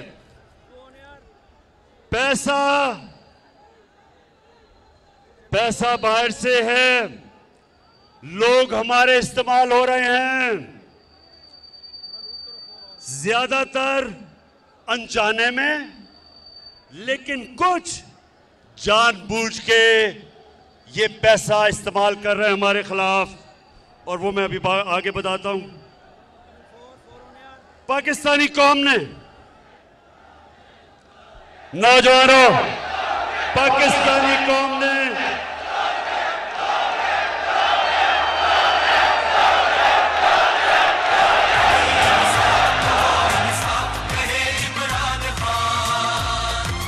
चली है अब तहरीक के होगा ठीक पाकिस्तानी कौम ने यह फैसला करना है कि वो बाहर के अरबों रुपए लेके हुकूमत के खिलाफ साजिश करने वाले गुलामों को कामयाब होने देंगे। मैं यही इसलिए आपको आज बुलाया था मेरे पाकिस्तानियों, मैंने आपको बुलाया इसलिए था,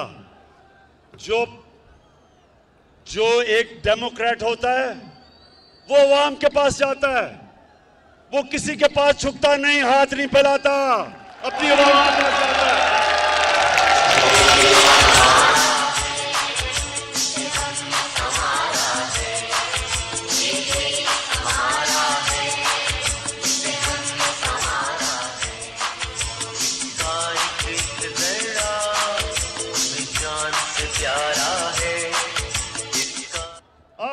अब हेलो, आ रही आवाज? फिर कुछ सबसे इंपॉर्टेंट बात करने लगा हूं, आवाज आनी चाहिए। हेलो, हाँ शाबाश, और उसको स्पीकर को सही रखें क्योंकि आवाज नहीं आती। अच्छा जी, हमें पता है कि किन किन जगहों से बाहर से हम पे दबाव डालने की कोशिश की जा रही है, हमें पता है। लेकिन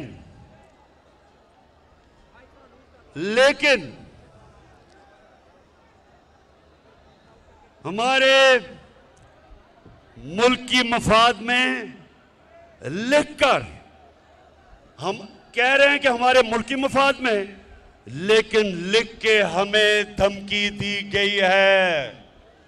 शाह महमूद ने अभी आपसे कोई बात की थी, हमें कहा है कि मुल्क की मफाद, हमें धमकी दी गई है। लेकिन पाकिस्तानियों, हम मुल्क की मफाद पर कोई समझौता नहीं करेंगे।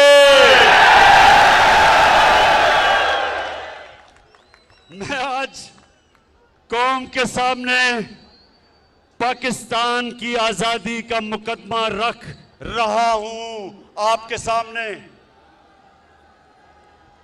मैं इल्जामात नहीं लगा रहा, अब ये जरा सुने, मैं इल्जामात नहीं लगा रहा। मेरे पास जो ये खत है, ये सबूत है, ये मेरे पास जो खत है ये सबूत है। और मैं आज ये सबके सामने कहना चाहता हूं कि कोई भी शक कर रहा है ना इस मेरे खत के ऊपर, कोई भी शक कर रहा है, मैं उनको दावत दूंगा, ऑफ द रिकॉर्ड बात करेंगे। लेकिन मैं आपको खुद देख सकेंगे कि ये मैं किस किस्म की बात कर रहा हूं। अपनी कौम और मीडिया को ये सोचने, हम सबको, हमने ये सोचना है कि हम कब तक ऐसे रहना चाहते हैं। मैं अपनी कौम को भी कह रहा हूं, अपने मीडिया को भी कह रहा हूं कि हम कितनी देर इस तरह गुजारा करेंगे। धमकियां मिल रही हैं,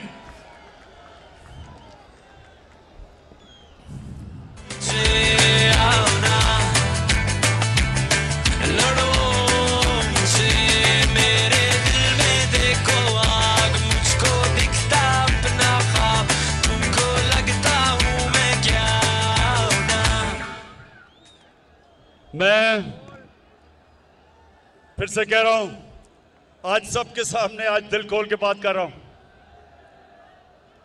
बैरूनी साजिश की ऐसी बहुत सी बातें हैं जो मुनासिब वक्त पर और बहुत जल्द सामने लाई जाएंगी।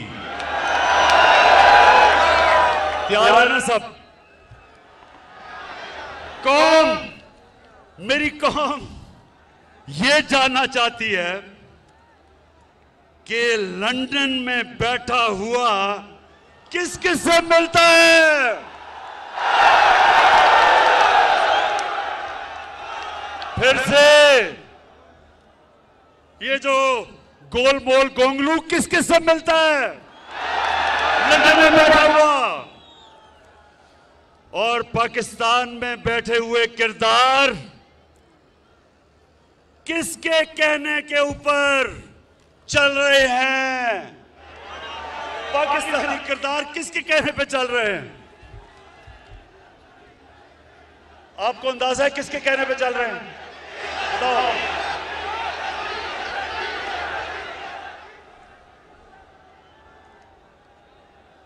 हमारे पास जो सबूत है, हर चीज को मैं जाहिर कर रहा हूं। जो हमारे पास सबूत है, मैं ये इसलिए आपके सामने बातें कर रहा हूं। इससे ज्यादा मैं तफसील में इसलिए बात नहीं कर रहा क्योंकि मेरी सबसे बड़ी कोशिश होती है कि मेरे मुल्क के मफादात की हिफाजत की जाए। मैं कोई ऐसी बात ना कर दूं कि मेरे मुल्क को नुकसान पहुंचे।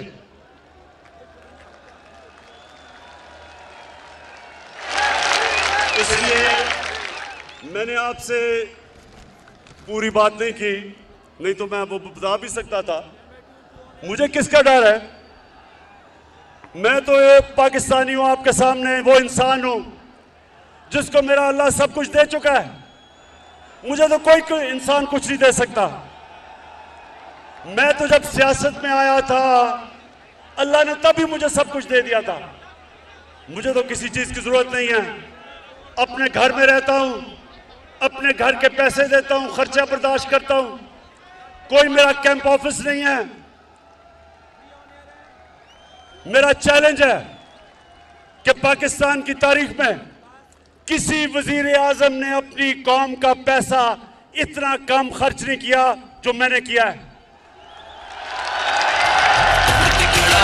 अब इमरान ठीक करेगा सब कप्तान, नया बनेगा पाकिस्तान, नया बनेगा पाकिस्तान, नया बनेगा पाकिस्तान।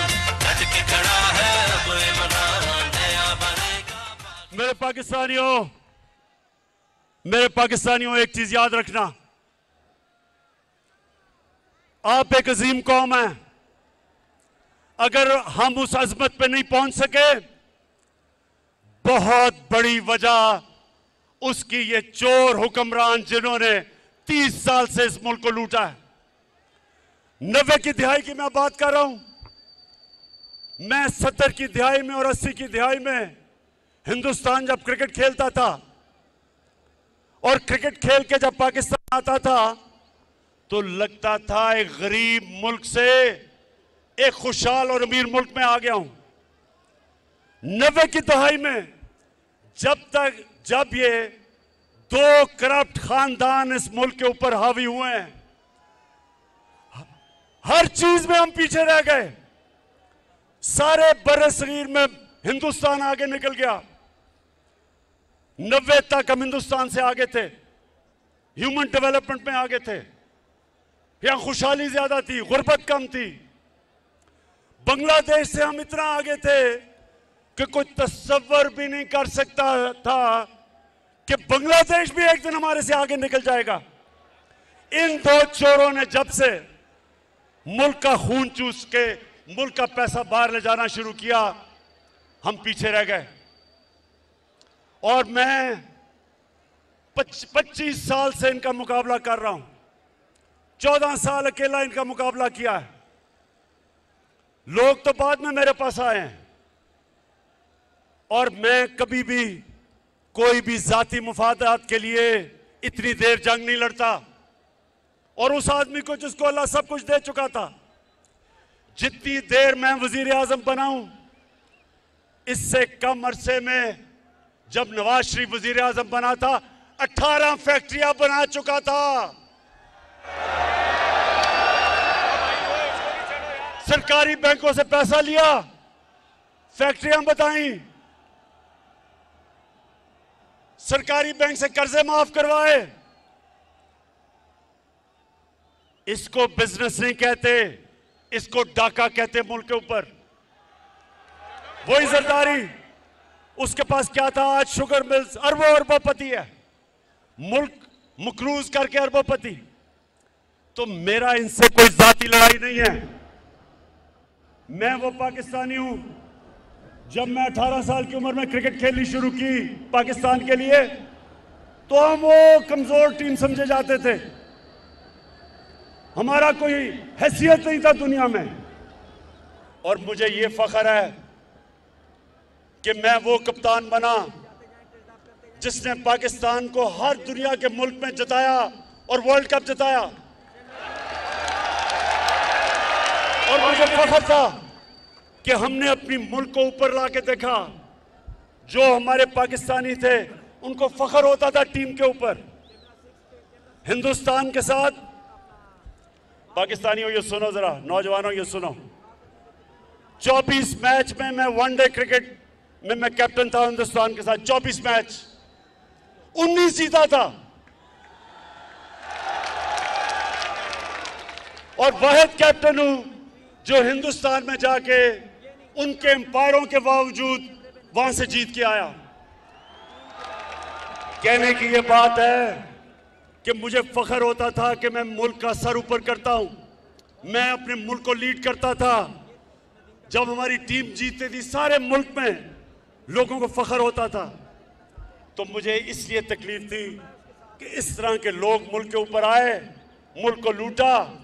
और जो जनरल मुशर्रफ ने सबसे ज्यादा जुल्म किया इस कौम पे, मार्शल लॉ से ज्यादा जुल्म किया कि इन 2 डाकुओं को एनआरओ दे दिया, इनके सारी चोरी माफ कर दी, अपने इक्तदार के लिए घुटने टेक दिए इनके सामने। और इन्होंने आके 10 साल में दोनों हाथों से मुल्क को लूटा। 10 साल ये लूटते रहे। और जब मेरी हुकूमत आई, पहले दिन से इन्होंने मेरे पर, पहले दिन से मुझे ब्लैकमेल करना शुरू किया कि इमरान खान, अगर तुमने हुकूमत चलानी है तो हमारी चोरी और डाके माफ करने पड़ेंगे, एनआरओ देना पड़ेगा। इनका जुल्म है अब नहीं सहना, सोच लिया है चुप नहीं रहना। इनका जुल्म है अब नहीं सहना, सोच लिया है चुप नहीं रहना। सच का कफन है सर पर पहना। अच्छा सुनो, अब सारी कौम, मेरी सारी कौम देखेगी जब वोटिंग होगी। जब पाकिस्तान की पार्लियामेंट में वोटिंग होगी, मेरी कौम सब देखेगी। एक एक आदमी को आप देखना, जो वह वोट डालने जा रहेगा हमारी तरफ से। मैं आज उनको एक पैगाम देना चाहता हूं कि ये ना करना, ये आप ना करना। इस कौम ने कभी आपको माफ नहीं करना। आप जितना मर्जी कहें,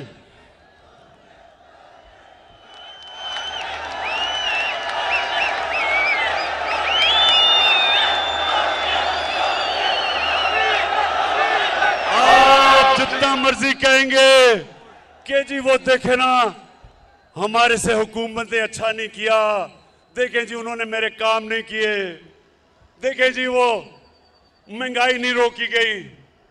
आपके पास जो रास्ता था वो एक ही है, जमहूरियत में एक रास्ता है, रिजाइन करो।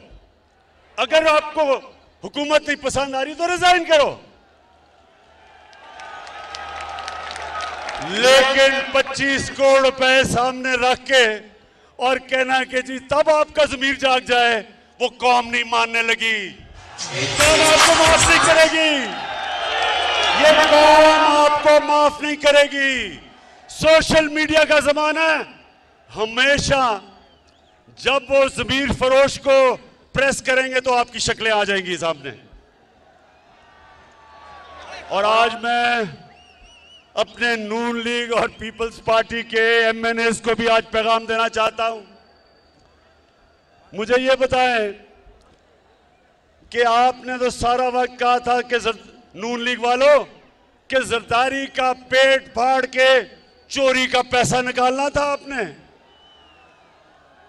तो जब से वो इकट्ठे हुए हैं, चेरी ब्लॉसम और जरदारी जब से ये इकट्ठे हुए हैं, तो इनको भूल गया है, इनको भूल गया है कि जरदारी चोर था। इसका मतलब कि वो सिर्फ चोर बुरा तब तक है जब तक आपके साथ नहीं है। इसका मतलब चोरी बुरी नहीं है, इसका मतलब चोरी बुरी चीज नहीं है। यानी कोई भी, इसलिए तो मैं पाकिस्तानी हूं, इसलिए मैंने रहमतुल्लिल आलमीन अथॉरिटी बनाई है। मैं अपने बच्चों को बताना चाहता हूं कि नबी की सीरत क्या है, नबी का पैगाम क्या था, दुनिया का सबसे अजीम इंसान बना, दुनिया का सबसे अजीम लीडर वो बने, उनका रास्ता क्या था। इसलिए हमने रहमतुल्लिल आलमीन अथॉरिटी बनाई है कि पाकिस्तान के बच्चे बच्चे को पता चल जाए, अच्छे बुरे की तमीज उसमें आ जाए, वो हक के ऊपर खड़ा हो, वो बदी के खिलाफ खड़ा हो, वो ये ना कहे कि चोरी सिर्फ बुरी तब है जब मेरी ऑपोजिशन चोरी करती है, वो मेरे साथ मिल जाए तो चोरी ठीक है। और पीपल्स पार्टी वाले आप बताओ, 20 साल आप अपने लोगों को बताया कि नवाज शरीफ और शहबाज शरीफ से बड़े डाकू कोई नहीं, तो आप इकट्ठे हो गए हो। और बिलावल, जो तुम पॉलिटिक्स कर रहे हो नाना के ऊपर, ये तो नाना के कातिल हैं जिनके साथ बैठ गए हो।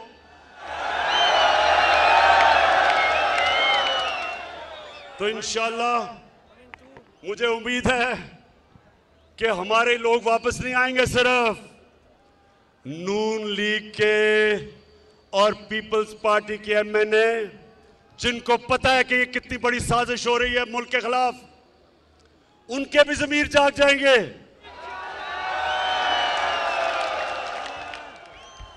अल्लाह कहता है कुरान में, मैं जब चाहूं किसी को सीधे रास्ते पे लगा सकता हूं, कोई भी सीधे रास्ते पे लग सकता है। तो मैं इन सारे पार्टीज के, नून लीग और पीपल्स पार्टी और फजल रहमान, वैसे फजल रहमान मुझे तुम्हारी समझ नहीं आई,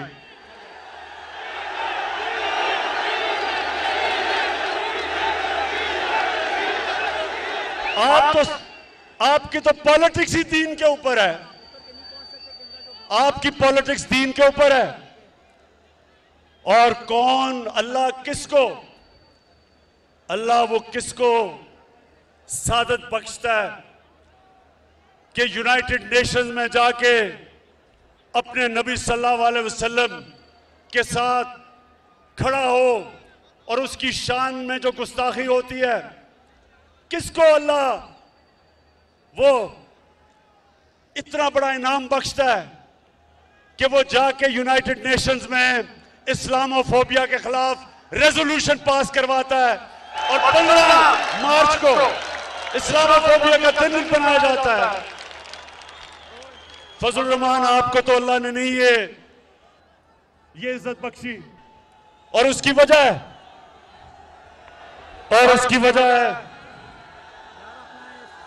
स्पीकर, हाँ उसकी वजह है कि आपकी नीयत अच्छी नहीं है, आप इस्लाम को इस्तेमाल करते हैं जाती मफादात के लिए, इसलिए अल्लाह वो आपको इज्जत नहीं देता। अल्लाह नीयतों के राज जानता है, अल्लाह जानता है दिलों के राज। फजल रहमान, जितने मर्जी इस्लाम की बात करो, अल्लाह ने आपको आज तक कभी वो एजाज नहीं दिया कि आपने दुनिया में कुछ भी इस्लाम के लिए किया। मेरी तरह के आदमी को, गुनाहगार आदमी को अल्लाह ने वो एजाज दिया है। मैं अल्लाह तेरा लाख लाख लाख शुक्र अदा करता हूं। अच्छा पाकिस्तानियों, मैं अब अपनी तकरीर खत्म कर रहा हूं। मुझे पता है आप जाना नहीं चाहते, मुझे पता है, लेकिन मैं तकरीर सिर्फ एक चीज पे खत्म करता हूं। आपने सबने मेरे से एक वादा करना है, एक वादा करना है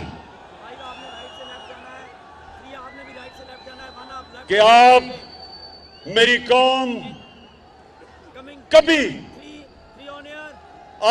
इजाजत नहीं देंगे किसी पाकिस्तानी हुक्मरान को कि मेरी कौम को किसी के सामने झुकने दो।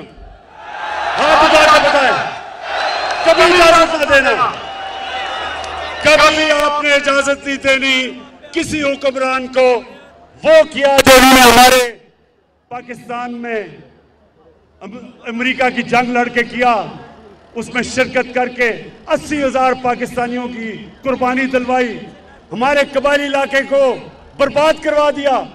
कबायली इलाके के लोगों के जो मुश्किलात का सामना करना पड़ा, ज़कात देने वाले ज़कात लेने वाले बन गए, 35 लाख लोगों को नकल मकानी करवाई।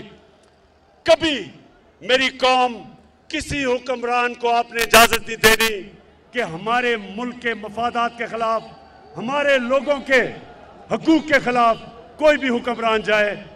पाकिस्तान जिंदाबाद, पाकिस्तान पाइंदाबाद।